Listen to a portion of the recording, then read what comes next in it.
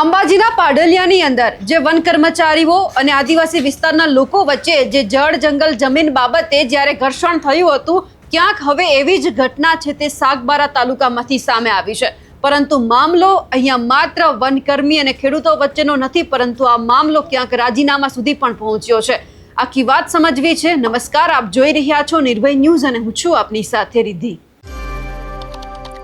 નર્મદા જિલ્લાની અંદર જે આપણે જોયું કે ભારતીય જનતા પાર્ટીમાં ભડકો થયો એટલા માટે કે જે નર્મદા જિલ્લાનું જે આખું સંગઠન છે, એમના જે ઉપપ્રમુખ છે લીલાબેન વસાવા, તેમણે ભારતીય જનતા પાર્ટીમાંથી રાજીનામું આપ્યું અને રાજીનામું આપતા વખતે લખવામાં આવ્યું હતું કે જે જળ જંગલ જમીન બાબતે જ્યારે અમારી વાત કોઈ સાંભળતું નથી, એટલા માટે હું આ રાજીનામું આપું છું, કારણ કે સતત અમારી સાથે અન્યાય થતો આવે છે। અને આખો લેટર છે તે સોંપવામાં આવ્યો અને એ જ પછી એમનું એક નિવેદન સામે આવ્યું કે મેં અવારનવાર અમારા જે પ્રમુખ છે તેમને પણ રજૂઆત કરી છે, પરંતુ અમારી વાત છે તે સાંભળવામાં નથી આવતી। હવે મામલો છે અહીંયાથી પૂરો નથી થતો। હવે આખો મામલો સમજીએ। જે થોડા સમય પહેલા જે સાગબારા તાલુકાના જે ખેડૂતો છે એ પોતાની જે જમીન છે, પોતાનું ખેતર ખેડવા માટે જાય છે, તો જે વનતંત્ર છે ત્યાં આવે છે, એમની સાથે માથાકૂટ થાય છે અને એમને પોતાની જે જમીન છે તે ખેડવા દેવામાં નથી આવતી। એટલા માટે જે તમામ ખેડૂતો છે એ જે આ ઉપપ્રમુખ લીલાબેન વસાવા છે તેમની પાસે જાય છે, તેમને રજૂઆત કરે છે। જે તમામ ખેડૂતો જે ઉમરપાડા તાલુકાના છે એમને જો પોતાનું ખેતર ખેડવાની મંજૂરી આપી દેવામાં આવતી હોય તો પછી અમને કેમ નહીં? અને આ તમામ બાબતે જ્યારે સાગબારા તાલુકાના જે ખેડૂતો છે એ લીલાબેન વસાવાને રજૂઆત કરે છે, તો લીલાબેનના ઘરે જ્યારે તમામ ખેડૂતો પહોંચે છે, લીલાબેન છે એ જે પ્રમુખ નીલરાવ છે તેમને ફોન કરે છે। એક વાર, બે વાર, ત્રણ વાર ફોન કરવામાં આવે છે, ફોન છે ઉપાડવામાં નથી આવતો। એ પછી જે અલગ અલગ ભારતીય જનતા પાર્ટીના નેતાઓ છે તેમને રજૂઆત કરવામાં આવે છે, ત્યાંથી પણ એમને જે એક રજૂઆત કરવાની હોય છે, જે રજૂઆત સાંભળવામાં નથી આવતી। એટલા માટે જે લીલાબેન વસાવા છે આક્રમકતા થઈ અને પછી રાજીનામું આપી દે છે। પણ અહીંયા એ સમજાતું નથી કે લીલાબેનને દુખે છે પેટ અને કૂટે છે માથું। આ વાત અમે એટલા માટે કરી રહ્યા છીએ કારણ કે તે રજૂઆત કર્યા જાય છે, પરંતુ ક્યાંક એમને આશ્વાસન પણ આપવામાં આવે છે। જે પ્રમુખ છે નીલરાવ, તેમના દ્વારા પણ એવું કહેવામાં આવ્યું હતું કે તમે થોડી ધીરજ રાખો, આપણે આ તમામ બાબતે વાતચીત કરી રહ્યા છીએ, પરંતુ તમે ઉગ્રતાથી આ જે આખું પગલું છે તે ના ભરો અને રાજીનામું આપી દેવામાં આવે છે। પણ અમારા અંગત સૂત્રો એવું પણ કહી રહ્યા છે કે જે રાજીનામું આપવામાં આવ્યું છે એ હજુ રાજીનામું સ્વીકારવામાં નથી આવ્યું, એટલે કદાચ તે ભારતીય જનતા પાર્ટી છોડી અને ક્યાંય નથી જવાના। સ્વીકારવામાં નહીં આવે તો તે ભાજપમાં રહેવાના છે અને પછી જો ન સ્વીકારે ને તેમને તેમ છતાં ન રહેવું હોય તો પછી બળવો કરીને તે કંઈ પણ કરી શકે એમ છે। પણ વાત અહીંયા એટલા માટે એ કરવી જરૂરી છે કારણ કે જે રીતે આપણે અંબાજીના પાડલિયામાં જોયું હતું કે જે આદિવાસી વિસ્તારના લોકો આખું જે ઘર્ષણ સામે આવ્યું હતું, પોલીસ બંદોબસ્ત ગોઠવાયો હતો, ખૂબ આખો મામલો ચર્ચામાં આવ્યો હતો જમીન બાબતે।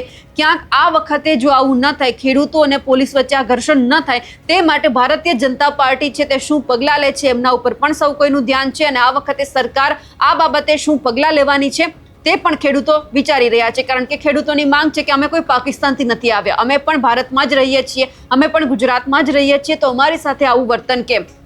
અને સાથે સાથે જે લીલાબેન વસાવા છે તેમને પણ કહેવાનું કે જો તમને આટલો જ તમારા ખેડૂતો માટે લાગણી હોત તો હમણાં જ જે ભારતીય જનતા પાર્ટીના પ્રદેશ પ્રમુખ છે જગદીશ વિશ્વકર્મા, તે આદિવાસી વિસ્તારમાં આવીને ગયા ત્યારે તમારે રજૂઆત કરવાની હતી। જો તમારા પ્રમુખ છે જિલ્લાના તે નથી સાંભળતા તો તમે પ્રદેશ પ્રમુખ સુધી વાત પહોંચાડો, તમારા જિલ્લામાં આવે છે તો એમના કાન સુધી વાત પહોંચાડો।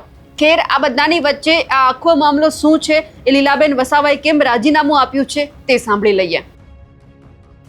જી, આજે ફોરેસ્ટ વિલેજ સાથે જે ઘટના ઘટી છે એના સંદર્ભમાં લઈને આપ શું કહેશો? જે ફોરેસ્ટ ઓફિસરોની હાથે જે બી કંઈક ઘટના બની છે તે નહીં બનવી જોઈએ અને નહોતી બનવી જોઈતી હતી અને ખરેખર આ લોકોનો જે હક અધિકાર છે એ જે બંધ કરવા માટે આ જે ફોરેસ્ટ ખાતું કરી રહ્યું છે, વર્ષોથી ખેતી કરે છે, 2002ની 3ની સાલથી ખેતીનો કબજો ગરીબો ઉપર છે, ખેડૂતો ઉપર, અને આજે 2025થી ખેતી કરવા દેતા નથી। અને એના પછી અમે બહુ રજૂઆત કરી, ગાંધીનગરથી અમે મુકેશ પટેલને રજૂઆત કરી, તેમ છતાં બી હજુ સુધી કોઈ નિર્ણય આવ્યો નથી। એના પછી અમે આ તારીખ 6-7ના દિવસે અમે જંગલમાં ખેડૂતો સાથે ગયા અને ગયા પછી તરત જ થોડીક વારમાં લોકોને ખબર પડી કે ભાઈ ખેડૂતો અહીંયા આવ્યા છે ખેડાણ કરવા માટે, એ તરત જ પોલીસનો ફોર્સ બોલાવી લીધો એસઆઈપી ગ્રુપનું, અને પછી રેન્જ ફોરેસ્ટનો આખો કાફલો આવી ગયો અને અમારા આખા ખેડૂતોને ઘેરી લીધા પછી આ લોકોને ખેડવા માટેના જે હળ છે કે બળદો બધા બાંધી દીધા, ભૂખ્યા તરસ્યા, અને અમારી પબ્લિક બધી ભૂખી તરસી તાપમાં બેઠા, ધરણા પર બેઠા હતા, શાંતિથી બેઠા હતા કે ભાઈ અમારી જમીનમાં અમે બેઠા છે, અમને જમીન જોઈએ છે, અમને જમીન કરવા દો. ઉમરપાડા તાલુકાના લોકો ખેડૂતો ખેતી કરે છે તો એને તમે નહીં રોકતા, અમને કેમ રોકો છો, અમારી જમીન અમને પાછી આપો, એવું પછી ખેડૂતો એવું કરીને બેઠા હતા. એટલામાં રેન્જ ફોરેસ્ટના વોચમેનો 2 જણ દોડી આવીને કુહાડાથી હુમલો કર્યો અમારા ખેડૂત ભાઈ ઉપર, અને પછી ઝપાઝપી થઈ અને એટલું બધું થયું કે મારીને પછી ગાળાગાળી થઈ.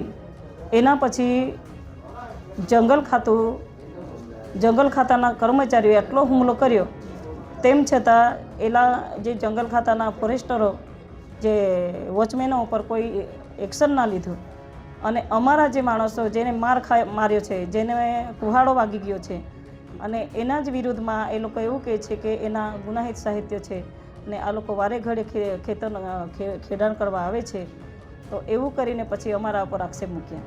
અને એના પછી ધરણા પર બેઠા પછી આ લોકોને એવું કહેવામાં આવ્યું, આ અમારા લોકોને, કે ભાઈ તમારે માંડવી આવવાનું છે, પ્રાંત ઓફિસમાં આવવાનું છે, અને પછી તમારા જે હક દાવા તમે કહો છો કે અમારા હક દાવો અહીંયા ચાલે છે તે તમારે અમને પ્રૂફ કરી બતાવવાનું છે. તો અમારા ખેડૂતો બધા ભૂખ્યા તરસ્યા ત્યાં ગાડીમાં બેસીને પછી તાત્કાલિક માંડવી ગયા હતા. અમે માંડવી ગયા પછી ત્યાં અમને આરએફઓએ એવું કીધું કે ભાઈ હું રસ્તામાં છું, વરસાદ વધારે છે ને હું નહીં આવતો, તો તમારે જેને મળવાનું હોય તેને તમે મળીને આવો. પછી અમે ટ્રાઇબલ ઓફિસરને મળીને આવ્યા, સાહેબને મળવાનું થયું અમારું. સાહેબે અમને એવું કીધું કે ભાઈ તમારા હક દાવા અહીંયા પેન્ડિંગ છે અને અમે તમને હુકમ લખીને આપ્યા છે કે ભાઈ તમારા અહીંયા હક દાવા પેન્ડિંગ છે, જ્યાં સુધી હુકમ નહીં આવશે ત્યાં સુધી પણ તમે ખેતી ખેડી શકો છો, અને જો તમને રોકશે તો તમારે આ રેન્જ ફોરેસ્ટ ખાતાને તમારે આ હુકમ બતાવવાના છે, તો તમને કોઈ રોકશે નહીં. તો એના માટે પછી અમે બધું જાણીને આવ્યા. પછી સાહેબે અમને એવું કીધું, પ્રોજેક્ટ ઓફિસર સાહેબે એવું કીધું કે ભાઈ તમે ગાંધીનગર જાઓ અને મોઢવાડિયા સાહેબને મળો, જે વનમંત્રી છે, એની પાસે જાઓ અને પછી તમે ત્યાંથી ફેક્સ તો એ કરાવી દો, એટલે પછી તમને એમ કે હક અધિકાર અપાવી દેશે એવું કીધું. એટલે મેં તરત જ પછી મેં અમારી જે પાર્ટીના જે મેન અમારા પ્રેસિડેન્ટ છે એને મેં ફોન કર્યો, બીજેપી ભાજપ પાર્ટીના જે અમારા જિલ્લાના પાર્ટીના પ્રેસિડેન્ટ છે એને મેં ફોન કર્યો, સતત ફોન કર્યા, જ્યાં અમે 7-8 વાગ્યા સુધી અમે ઓફિસમાં જ હતા. તેમ છતાં સાહેબે ફોન નહીં ઉપાડ્યો. એટલે પછી નારાજ થઈને પછી મેં સંસદને ફોન કર્યો, મનસુખભાઈ સાહેબને. મનસુખભાઈએ મને રિસ્પોન્સ આપ્યો, કીધું કે ભાઈ તમારા પ્રેસિડેન્ટને તમે ફોન કરો, તમે એને રિક્વેસ્ટ કરો કે એપોઇન્ટમેન્ટ લઈ લે, અમે તમારી સાથે છે, આપણે બધા ગાંધીનગર જઈશું અને રજૂઆત કરીશું, અમે તમારી સાથે છે એવું. પણ જો પ્રેસિડેન્ટે ફોન ઉઠાવ્યો નહીં અને અમારા માટે જરાક બી અમને રિસ્પોન્સ નથી આપ્યો, તો પછી અમને કોણ સાંભળશે, અમારી પબ્લિકને કોણ સાંભળશે, અને મારો હોદ્દો શું કામનો? જો હું પાર્ટીના આધીન રહીને હું પાર્ટીનું આટલું બધું કામ કરું છું અને તેમ છતાં પાર્ટી ના સાંભળે, પાર્ટીના આગેવાનો મને ના સાંભળે, તો પછી મારા પબ્લિકનું શું થશે? એના માટે મેં મારા પબ્લિકનો વિચાર કરીને પછી મેં રાજીનામું ધરી દીધું છે. જો સરકાર તમારી વાતને રજૂઆતને ના સાંભળે તો તમે આગળની રણનીતિ શું? હું ગાંધી ચિંધ્યા માર્ગે જઈશ, મારી પબ્લિકને સાથે રાખીને જ્યાં સુધી અમારી જમીન અમને મળશે નહીં ત્યાં સુધી અમે લડત ચાલુ રાખીશું. મારું નામ લીલાબેન, હું ખોપી ગામની વતની છું, અહીંની દીકરી છું અને જિલ્લા ભાજપની ઉપપ્રમુખ છું.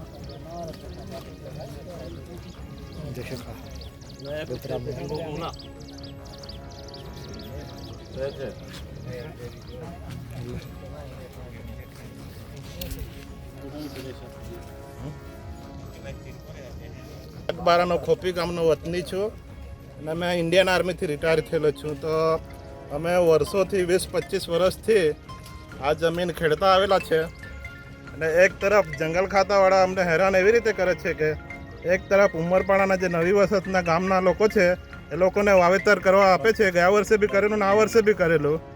અને સાગબારાના જે ખોપી, નાલ, હલગાંવ, પાડી, દત્તવાડા આ લોકોને અમને હેરાન કરવામાં આવે છે. અમારા આખું ખોપી ગામ બેઠેલું છે, આ જોઈ શકતા હશે આ મીડિયાના માધ્યમથી. કેમ કે અમે અમારો ગામ વર્ષોથી જમીન કરતા હોવા છતાં પણ આ ફોરેસ્ટ વિભાગ અમને વારંવાર હેરાન કરે છે. એના માટે અમે ગામના લોકોના માટે અમે દેશની સેવા કરીને આવ્યા છે. અત્યારે બી બલિદાન આપવા માટે તૈયાર છે. તો અમને જે અમારો હક અધિકાર હોય તે અમને મળવો જોઈએ.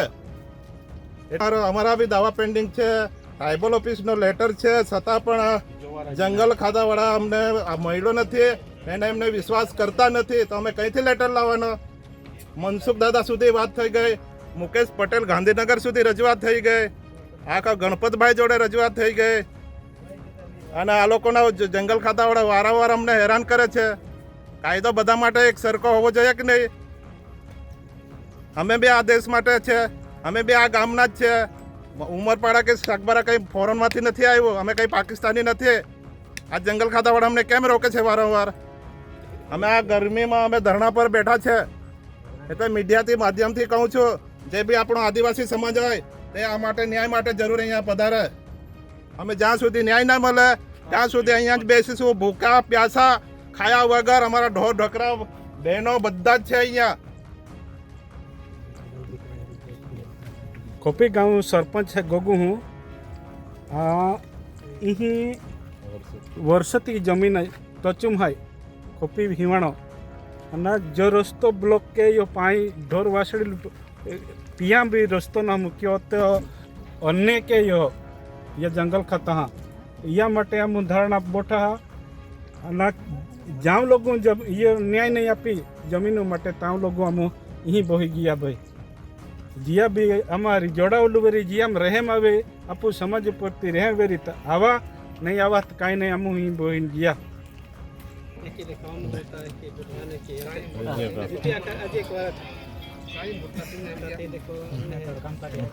અમે સાયામાંથી બેઠેલા, અહીંયા લોકો ઝોપડી બનાવેલી એમાં અમે બેસેલા. તો એ લોકો કે અમે સર્વિસ કરીએ છીએ, અમને ગરમી ફાવતી નથી એટલે અમને આ ગરમીમાં હાંકી કાઢ્યા છે. અમે જ્યારે જમીનમાંથી પેદા કરીએ એ લોકો એ જ જમીન એ જ અનાજ પાણી ખાય છે. અમે પૈસા થોડા ખાવાના? હજારો લાખો રૂપિયા તમારા કામ ના આવે. ફોરેસ્ટ વિભાગ હોય, પોલીસ વિભાગ હોય કે અમને ખાવા પીવાનું અમને અનાજ મળે તો જ તમે ખાશો ને. એ બી વિચાર કરવો જેવો છે. हम खबर सके ही जमीन कहते हैं हमने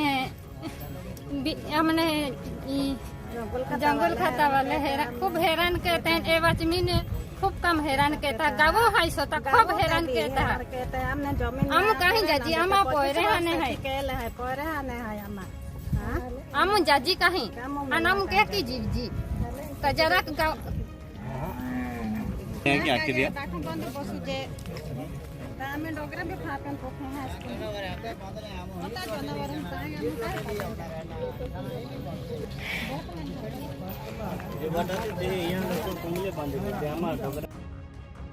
લીલાબેન વસાવાએ જે રાજીનામું આપ્યું છે તેમનું કારણ શું છે તે બાબતે જ્યારે ખેડૂતો છે એમના ખેતરની અત્યારે જ્યારે વનતંત્ર બેઠું છે અને ખેડૂતો લડી રહ્યા છે, તમામ ખેડૂતો ત્યાંના શું કહી રહ્યા છે તે પણ સાંભળીએ. અહીંયા કુશનભાઈ જે બીજા વિડીયો હતા એ મૂકી દેજો જે બોલે છે. હવે જે આખો મામલો સામે આવ્યો છે તેમને લઈ આપ શું માનો છો કમેન્ટ કરીને ચોક્કસથી જણાવજો. સાથે જ અમારી નિર્ભય ન્યૂઝ ચેનલને લાઇક, શેર અને સબસ્ક્રાઇબ કરવાનું ભૂલશો નહીં. નમસ્કાર.